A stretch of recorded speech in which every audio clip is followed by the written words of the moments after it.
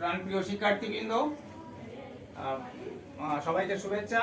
COVID-19 corona ভাইরাসের কারণে আমরা ইউটিভি ক্লাসে সবাইকে স্বাগতম জানাচ্ছি। আমরা শুরু করছি আজকে ষষ্ঠ শ্রেণীর। আজকে আমরা শুরু করব ষষ্ঠ শ্রেণীর গণিত বিষয় নিয়ে। এই ষষ্ঠ অধ্যায়ে জ্যামিতির মৌলিক ধারণা আমরা শুরু করব। ষষ্ঠ অধ্যায় জ্যামিতির মৌলিক ধারণা।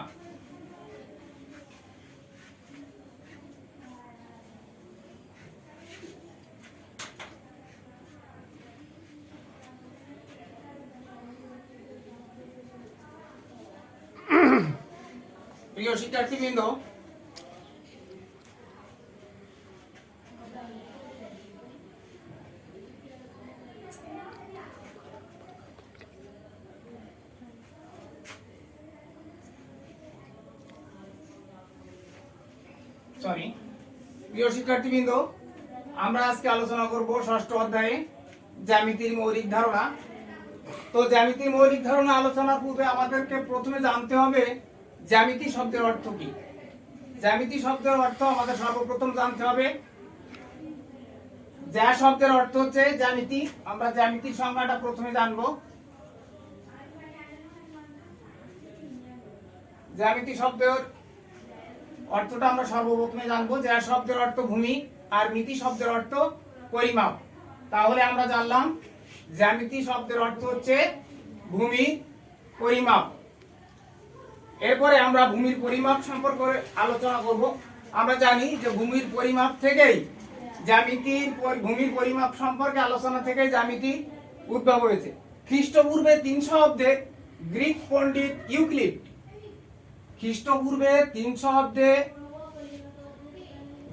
পণ্ডিত ইউক্লিড ধারাবাহিকভাবে তার এলিমেন্ট গ্রন্থে এই জ্যামিতি শব্দটি উদ্ভাবন বা সংজ্ঞা প্রদান করেছিলেন বা লিপিবদ্ধ করেছিলেন।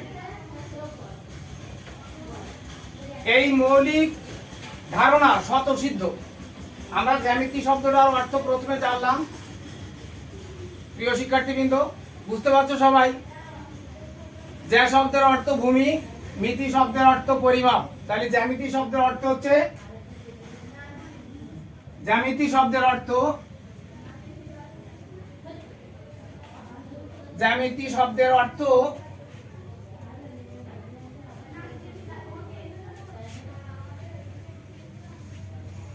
ভূমির পরিমাপ।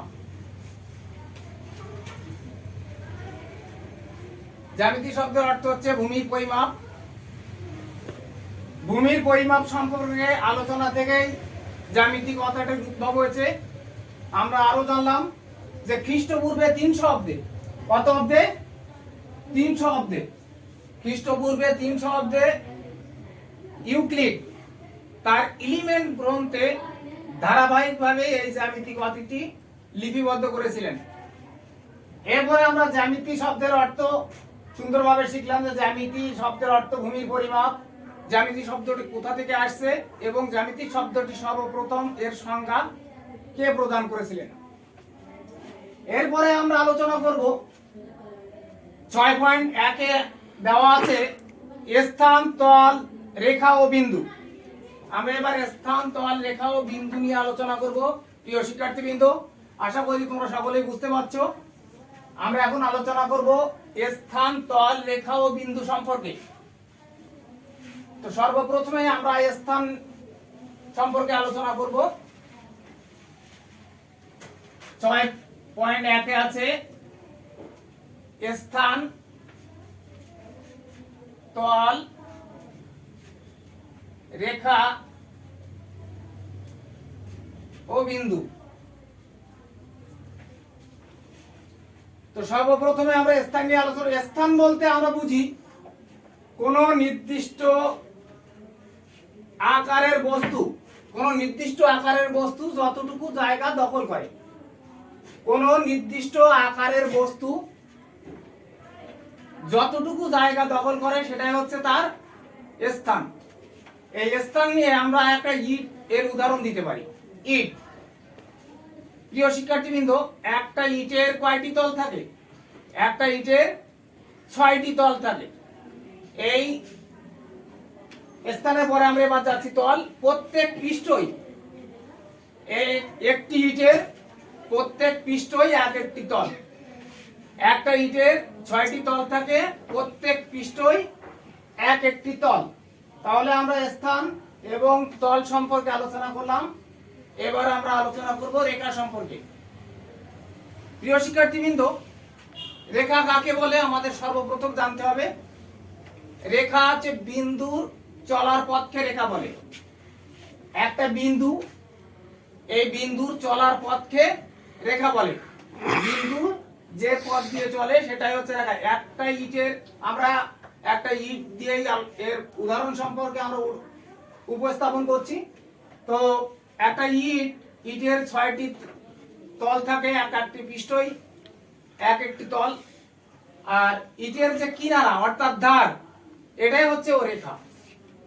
একটা ইটের যে ধার অর্থাৎ কিনারা থাকে, এগুলোই হচ্ছে ইটের রেখা। তারপর হচ্ছে বিন্দু। এই রেখা বা কিনারা হচ্ছে এক একটি রেখার প্রতিরূপ। এক একটি রেখার প্রতিরূপ অর্থাৎ যেখান থেকে আমাদের বিন্দু হচ্ছে, যেখান থেকে আমাদের রেখাটা স্টার্টিং হবে, মানে শুরু হবে, সেটাই হচ্ছে বিন্দু। রেখা আমরা যেখান থেকে শুরু করব সেই স্থানটির নামই হচ্ছে বিন্দু। তাহলে আমরা জানলাম বিন্দুর চলার পথকে রেখা বলে, এবং যেখান থেকে আমাদের রেখাটা স্টার্টিং হবে, অর্থাৎ আমরা যেখান থেকে লেখা শুরু করব, অঙ্কন শুরু করব, সেটাই হচ্ছে বিন্দু। প্রিয় শিক্ষার্থীবৃন্দ, আমরা আলোচনা করছি আজকে 6ষ্ঠ শ্রেণীর 6ষ্ঠ অধ্যায়ের জ্যামিতির মৌলিক ধারণা সম্পর্কে। তো জ্যামিতির মৌলিক ধারণা সম্পর্কে আলোচনা করতে গিয়ে আমরা সর্বপ্রথমে শিখলাম যে জ্যামিতি কাকে বলে। জ্যামিতির ধারণা, জ্যামিতি শব্দের অর্থ কি? জ্যা শব্দের অর্থ ভূমি, আর মিতি শব্দের অর্থ পরিমাপ। তাহলে জ্যামিতি শব্দের অর্থ হচ্ছে ভূমির পরিমাপ। এই ভূমির পরিমাপ কথাটি কে কোন গ্রন্থে সর্বপ্রথম লিপিবদ্ধ করেছিলেন সেটাও আমরা শিখলাম, যে খ্রিস্টপূর্বে 300 অব্দে ইউক্লিড তার এলিমেন্ট গ্রন্থে ধারাবাহিকভাবে এই জ্যামিতি কথাটি লিপিবদ্ধ করেছিলেন।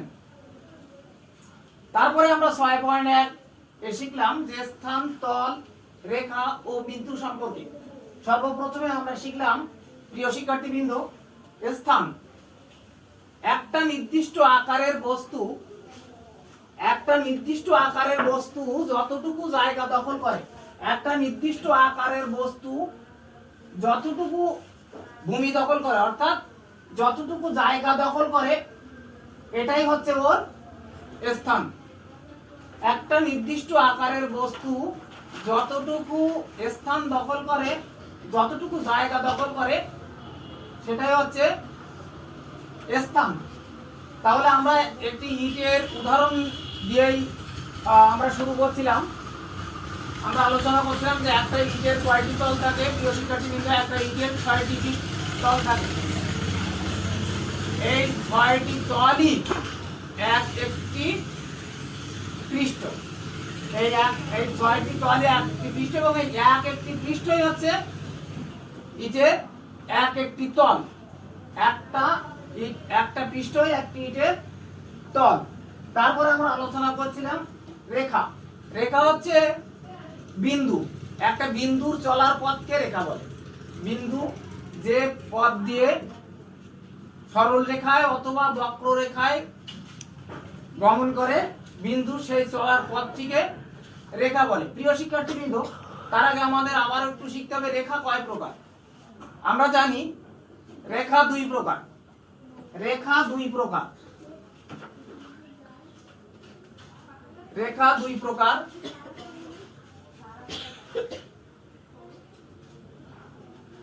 যথা 1 সরল রেখা,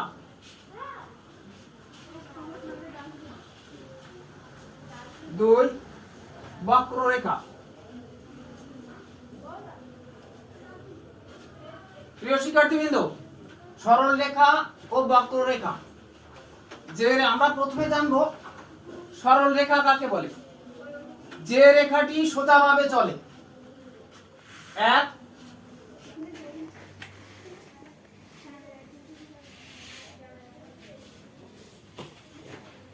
যে রেখাটি সোজাভাবে চলে সেটি হচ্ছে সরল রেখা। নিশ্চয়ই তোমরা সবাই বুঝতে পারছো শিক্ষার্থীবৃন্দ, সরল রেখা যে রেখাটি সোজাভাবে চলে সেটিকে আমরা সরল রেখা বলি। বক্ররেখা, এবার আমরা দেখব বক্ররেখা কাকে বলে। তোমরা নিশ্চয়ই বুঝতে পারছো সরল রেখা কাকে বলে। যে রেখাটি, আমি আবারও বলছি, যে রেখাটি সোজাভাবে চলে সেটি হচ্ছে সরল রেখা। এবার আমরা আলোচনা করব বক্ররেখা। প্রিয় শিক্ষার্থীবৃন্দ, তোমরা বোর্ডের দিকে খেয়াল করলে বুঝতে পারবে যে একটি সরলরেখা এবং একটি বক্ররেখা অঙ্কন করলাম।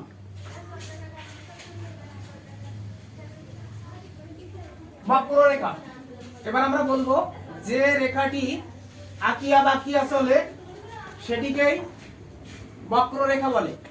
যে রেখাটি আঁকিয়া বাঁকিয়া চলে সেটিকেই বক্ররেখা বলে। তাহলে আমরা শিখলাম স্থান, তল, রেখা ও বিন্দু সম্পর্কে আলোচনা করতে যে আমরা আরো একটি জিনিস শিখলাম, সেটা হচ্ছে রেখা। এই রেখার দুটি ভাগ আছে, একটি হচ্ছে সরল রেখা, দ্বিতীয়টি বক্ররেখা। সরল রেখা, যে রেখা সোজাভাবে চলে সেটিকেই সরল রেখা বলে।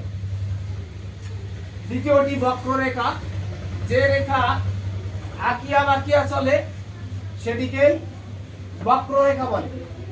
তারপরে আমরা শিখলাম বিন্দু সম্পর্কে। একটি রেখা যেখান থেকে শুরু হয়, অর্থাৎ যেখান থেকে রেখাটির স্ট্যান্ডিং পয়েন্ট আমরা বলি শুরুর পথ, সেই শুরুর পথটি হচ্ছে বিন্দু।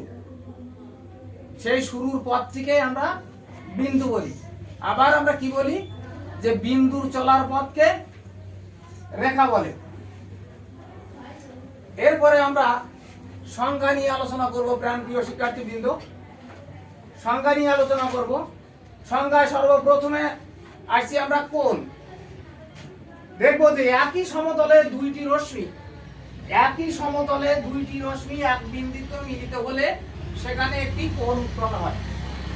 একই সমতলে দুইটি রেখা এক বিন্দুতে মিলিত হলে সেখানে একটি কোণ উৎপন্ন হয়। এখন আমরা কোণ নিয়ে আলোচনা করি। কোণ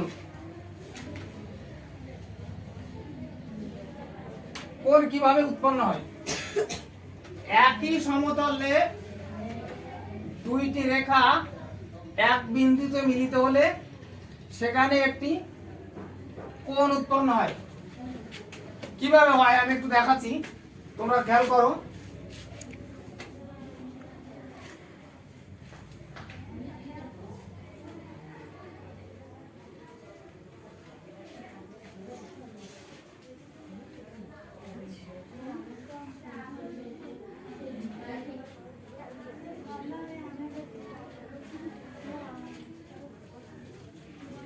এবিসি কোণ, এখানে একটি কোণ উৎপন্ন হয়েছে।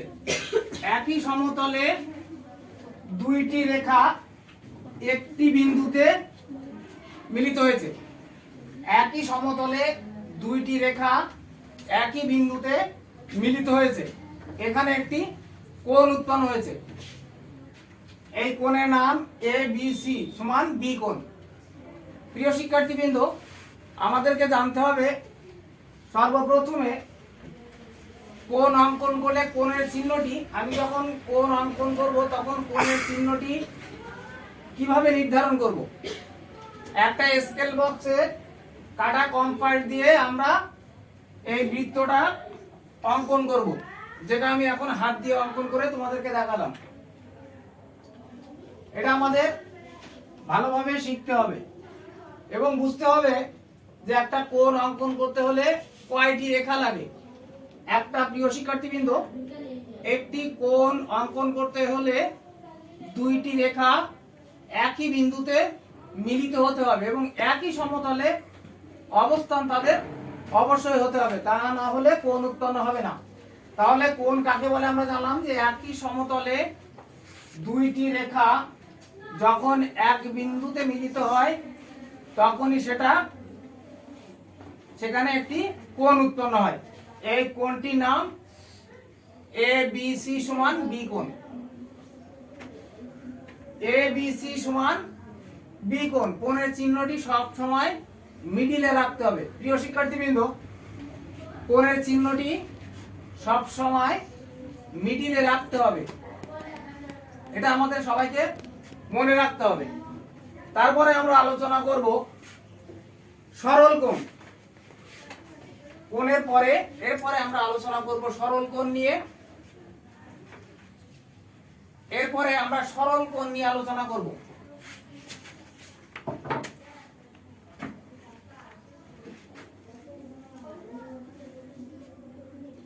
সরল কোণ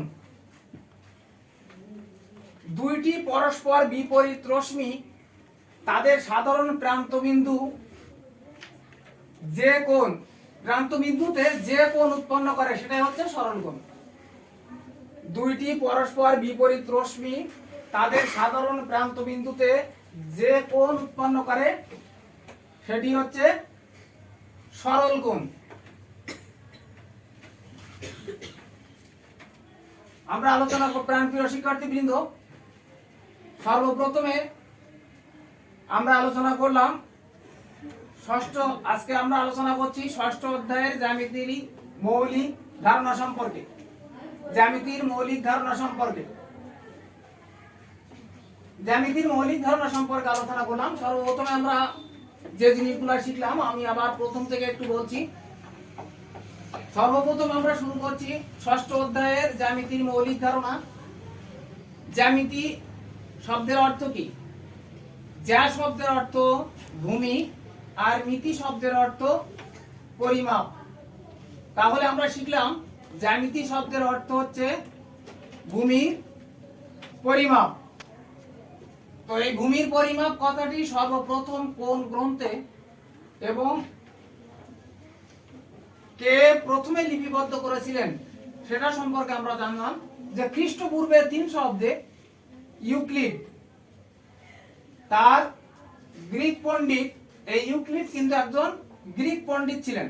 এই গ্রিক পণ্ডিত ইউক্লিড তার এলিমেন্টস গ্রন্থে ধারাবাহিকভাবে এই জ্যামিতি কথাটির উদ্ভাবন করেছিলেন এবং তার সংজ্ঞা প্রদান করেছিলেন বা লিপিবদ্ধ করেছিলেন, যেটা আমরা শিখলাম। তারপরে আমরা শিখলাম স্থান, তল ও বিন্দু সম্পর্কে। সর্বপ্রথমে আমরা শিখলাম স্থান। একটা নির্দিষ্ট আকারের বস্তু যতটুকু জায়গা দখল করে সেটাই হচ্ছে স্থান, সেটাকে আমরা স্থান বলি। একটা নির্দিষ্ট আকারের বস্তু, সে বস্তুটি যত ছোট হোক অথবা যত বড় হোক না কেন, সে যতটুকু জায়গা দখল করে, যতটুকু ভূমি দখল করে সেটাই হচ্ছে তার স্থান। সেই বস্তুটি ছোট হতে পারে আবার বড় হতে পারে। তাহলে একটা নির্দিষ্ট আকারের বস্তু যতটুকু জায়গা দখল করে সেটি হচ্ছে তার স্থান। এই স্থান নিয়ে আলোচনা করতে যে আমরা শিখলাম একটা ইটের উদাহরণ দিয়েই আমরা উপস্থাপন করেছিলাম। সর্বপ্রথম প্রিয় শিক্ষার্থীবৃন্দ, যে একটা ইটের কয়টি তল থাকে তোমরা নিশ্চয়ই জানো যে একটা ইটের 6টি তল থাকে। একটা ইটের 6টি তল থাকে। স্থানের পরে এবার আমরা আলোচনা করছি কিন্তু তল নিয়ে। একটি ইটের 6টি তল থাকে। এই 6টি তলই হচ্ছে এক একটি পৃষ্ঠ। আবার আমরা কি বলছি, এক একটি পৃষ্ঠই কিন্তু ইটের এক একটি তল। এক একটি পৃষ্ঠই কিন্তু ইটের এক একটি তল। তাহলে আমরা স্থান, তল নিয়ে আলোচনা করলাম। তারপরে আমরা আলোচনা করছি রেখা নিয়ে।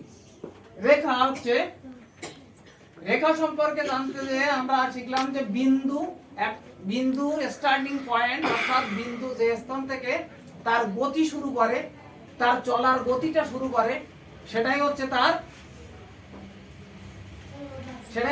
কি রেখা।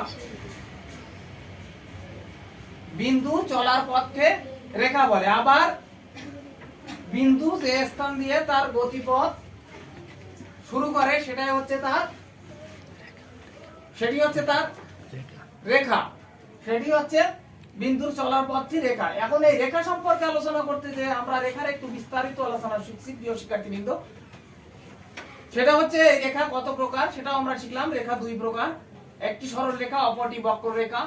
আমরা শিখলাম যে রেখা সোজাভাবে চলে সেটিকে সরল রেখা বলে, আবার যে রেখা আঁকিয়া বাঁকিয়া চলে সেটিকে বক্ররেখা বলে। প্রিয় শিক্ষার্থীবৃন্দ, আজকে আমরা জ্যামিতির মৌলিক ধারণা সম্পর্কে আলোচনা করতে যে শিখলাম জ্যামিতির মৌলিক ধারণা, জ্যামিতির সংজ্ঞা, জ্যামিতি কাকে বলে, জ্যামিতি সম্পর্কে কোন গ্রিক পণ্ডিত কোন গ্রন্থে তার জ্যামিতি কথাটি উদ্ভাবন করেছিলেন। তারপরে স্থান, তল, রেখা ও বিন্দু নিয়ে আলোচনা করলাম। তারপরে আমরা আলোচনা করছি কোণ কিভাবে উৎপন্ন হয় এবং সরল কোণ কিভাবে উৎপন্ন হয়। প্রিয় শিক্ষার্থীবৃন্দ, আগামী